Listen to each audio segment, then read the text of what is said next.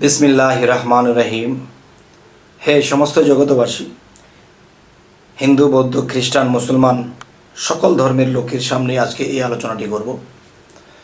যে একটি বিষয় হলো কি, আমরা ধর্মের ভেদাভেদ করেই মরেছি। আসলে ধর্মে দিয়ে হয় অত্যাচার, আর মানুষ দিয়ে হয় সুবিচার। আমরা ভাবব তিনি মানুষ, তিনি কোন ধর্মের নয়, সে যে মানুষ, সেই বিচারটা করব, তাহলে শৃঙ্খলা আসবে। আরেকটি কথা হলো যে ইসুফ আলাইহিস সালাম যখন তার ধর্মের লোকদেরকে দেখে দেখে তাদেরকে খাবার দিচ্ছে আর অন্য ধর্মের লোকেদেরকে দাঁড় করিয়ে রেখেছে, তখন কিন্তু আল্লাহ ইসুফ আলাইহিস সালামকে ধমক দিয়েছিল, আমি তোমার নবুয়াতি দপ্তর থেকে তোমার নামটা কেটে দেব। তোমার ধর্মের লোকদেরকে তুমি দেখে দেখে বেশি বেশি দিচ্ছ আর অন্য ধর্মের লোকেদেরকে কম দিচ্ছ। তুমি ধর্ম দিয়ে মানুষের হিসেব করছো। আরে পৃথিবীতে 18,000 মাখলুকাত, আরে পৃথিবীতে সমস্ত ধর্মের লোককে আমি খাওয়াই রাখি, আমি তো কাউকে কম বেশ করি না। তুমি আমার নবী হয়ে এটা কি করলি? তাহলে এই কথা অনুসারে বোঝা যায় যে আমরা মানুষ দিয়ে করব বিচার, ধর্ম দিয়ে হয় অত্যাচার। এবার হবে সুবিচার। যে কথাগুলো বলবো সে কথাগুলো আজকে যেটি বলবো সেটি হলো, পঞ্চরসের রসিক হইলে তার গলায় পরাবে মালা। পঞ্চরসের রসিক কি? পঞ্চরসের রসিক হইলে গলায় মালা পরাবে। আর মালা পরাবে কে? 3 ঘাটে 3 দেবী খাড়া, মালা লয়া হাতে, পঞ্চরসের রসিক হইলে পরায় তার গলাতে। 3 ঘাটে 3 দেবী খাড়া, মালা লয়া হাতে। তাহলে এই 3টা দেবীর নাম কি? আর এই 3টা দেবী যে মালা নিয়ে দাঁড়িয়ে আছে, কার মালাটা পরলে কে কোন স্তরে যাবে, কে কোথায় যাবে? 3 ঘাটে 3 দেবী খাড়া, মালা লয়ে হাতে। এই 3টা দেবীর নাম কি এবং কোন দেবীর হাতে মালাটা আপনি পরলে আপনি স্বর্গে যাবেন, না নরকে যাবেন, নাকি আত্মার মুক্তির দেশে চলে যাবেন? কোথায় যাবেন?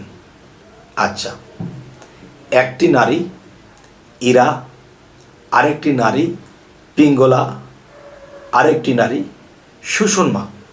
আচ্ছা, তবে একটি কথা হলো কি, এই মানব দেহের ভিতরে 8 কোটি নারী আছে। এই 8 কোটি নারীর ভিতরে 24,000 নারী শ্রেষ্ঠ।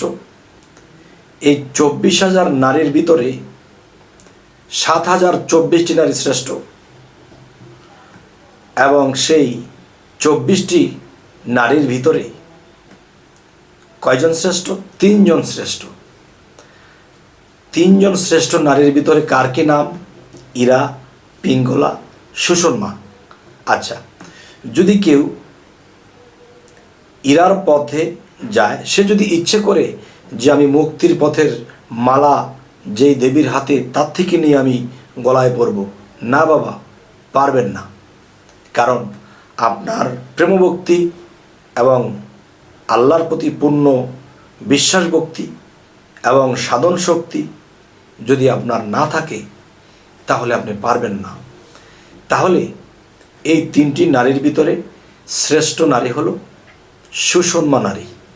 আর এই সুষুম্না নারী দেহের কোন জায়গায় কোন স্তরে, এটা কিন্তু ইউটিউবে বলার জিনিস নয় বাবা। এটা যার যার মুর্শিদের কাছে নিয়ে নিতে হবে। আমি বলছি ইঙ্গিত স্বরূপ, যে পুঁজি থাকলে ব্যবসা হয়। এখন জিজ্ঞাসা করব কি আমার মুর্শিদের কাছে? আমি তো জানি না। এখন জানা হলো, যে না জানেন তার মুর্শিদের কাছে গিয়ে সেই সুষুম্না নারী কোন জায়গায় দেহের মধ্যে থাকে, সেটাখানে তার গুরু তাকে দেখিয়ে দেবে। আচ্ছা, ইরা, পিঙ্গলা, সুষুম্না। একটা নারী দাঁড়িয়ে আছে, তাকে নরকের পথে মালা পরাবে। আরেকটা নারী দাঁড়িয়ে আছে, তাকে স্বর্গের পথে মালা পরাবে। আরেকটি নারী আছে যিনি সুষুম্না, তিনি মালা নিয়ে দাঁড়িয়ে আছে, যে এই পৃথিবীতে পঞ্চরসের রসিক হয়েছে। যে এই পৃথিবীতে পঞ্চরসের রসিক হয়েছে, তার গলাতেই পরাবে মালা।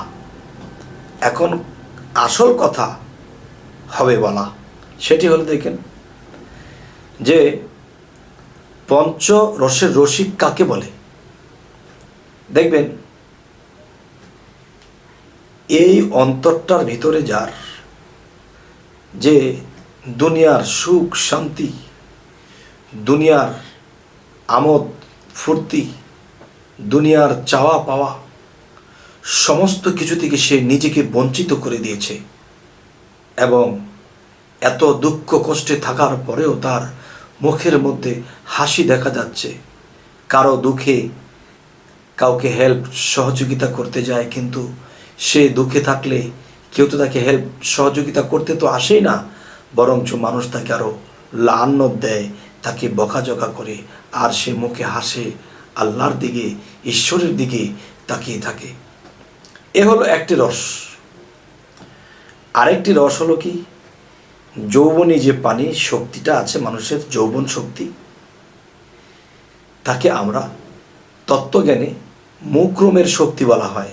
যৌবন শক্তির মধ্যে মুক্রমের কাম শক্তি লুকানো আছে। আচ্ছা, আর মুক্রম কোন জাতি থেকে এসেছে? জিন জাতি থেকে এসেছে। জিন কিসের তৈরি? আগুনের তৈরি। মানুষের মধ্যে যে যৌবনী আগুনটা, এই আগুনের উত্তাপ কে করে? আচ্ছা, তো এখন কথা হলো, যে এই পৃথিবীতে থেকে তার যৌবনের রসটাকে নিজের মধ্যে ধরে রেখেছে, সেই একজন রসিক। আচ্ছা, দুটা বলা হলো, বাকিটা কিন্তু আপনাদের জ্ঞানের দ্বারা বুঝে নিতে হবে।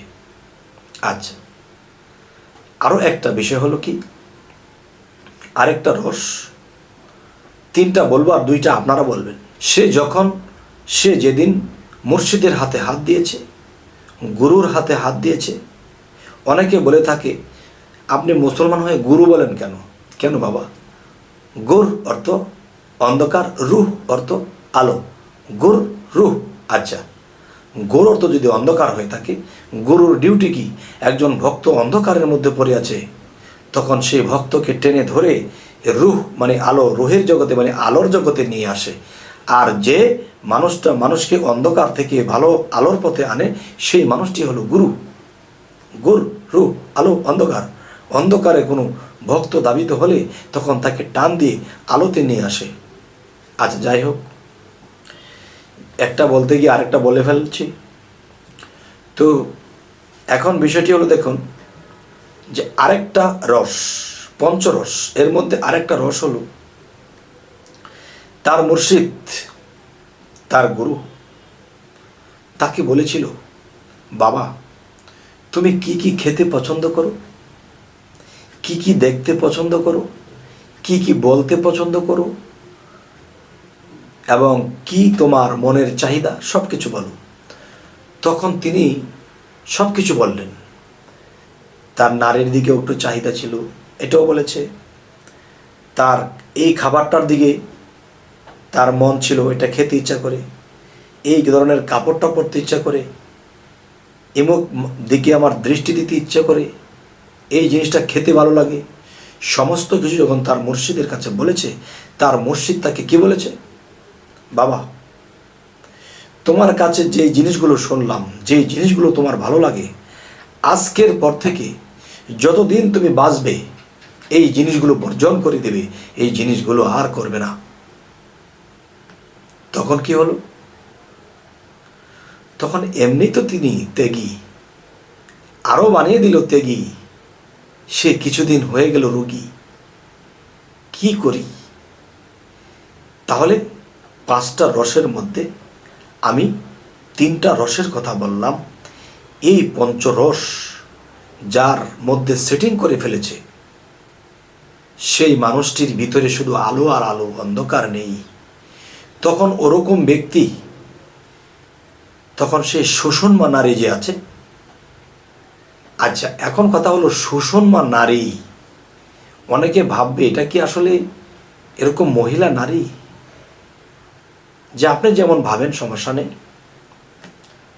যে ইরা পিঙ্গলা শোষণমা, তিনটা পথ। ইরা পিঙ্গলা শোষণমা তিনটা পথ। যে যেই পথের যোগ্য হবে সে সেই পথেই হাঁটা দেবে, চাইলে অন্যটাতে যেতে পারবে না। আচ্ছা, তাহলে মূলত 3টা রাস্তার নামই ইরা, পিঙ্গলা, সুষমা। আচ্ছা, তবে সেখানে যে কোনো রূপে কেউ থাকবে, আপনার গলায় মালা পরাবে। তো এখন বিষয় হলো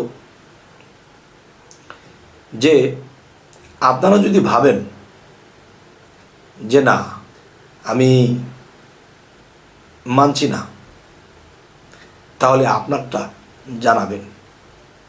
আমি যে পৃথিবীর সমস্ত কিছু জেনে গেছি তা তো নয়। তবে আমাদের এই চ্যানেলটির নাম আমার নামেই। তো এই চ্যানেলটি যদি আপনাদের ভালো লাগে তো অবশ্যই সাবস্ক্রাইব করে নেবেন, পরবর্তীতে যেন আরও ভালো আলোচনা দিতে পারি। তো সকলেই ভালো থাকবেন। আল্লাহ হাফিজ।